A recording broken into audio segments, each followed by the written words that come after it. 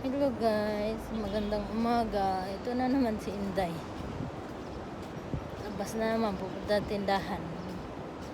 Bibili lang ako ng sabon panlaba kasi maglalaba ako ngayon. Mayroon pa namang kunti sa bahay kaso lang baka hindi kasya dahil ang dami kong labahan lagi. At maglalaba rin ako ng damit ko bukas. Saka bibili yung gatas. Wala nang gatas sa bahay. Tissue roll.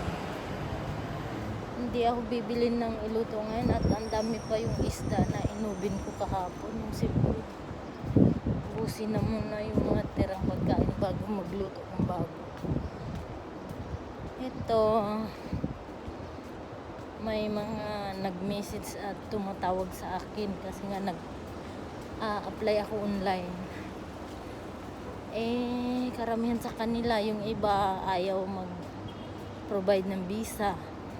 Mayroon namang willing mag-provide ng visa. Ayaw magbigay ng day off. Ayaw ko naman ng ganun, yung mawawalan ka ng time mag-church. Wala kang oras para mag-church. Gusto ko pagka yung pinagpipray ko kay Lord, yung malipatan kong trabaho, mag-provide ng visa at the same time may day off. Yung mababait na pamilya yung mapasukan ko. Tapos good benefits in offer. Tsaka yung hindi ganun ka-stress yung work. Ayaw kong tanggapin yung trabaho na walang off kasi bukod sa mawawalan ako ng time na magsimba at mag-volunteer sa church, mahinto din yung pag-aaral ko. Hindi ko matapos. Kailangan ko tapusin yun. Kailangan ko yung certificate nun.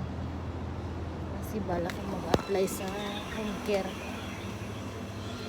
para sa kailangan kasi ang hinahanap yung certificate pagka nag-apply sa home care.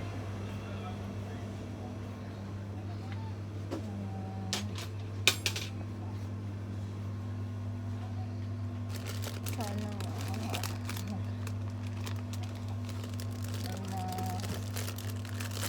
ay bibigay si Lord na willing mag-provide ng visa at the same time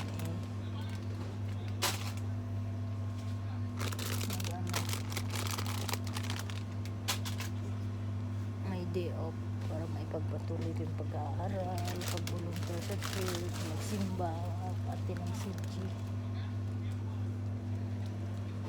Ayokong mawawala ako ng time ng gano'n.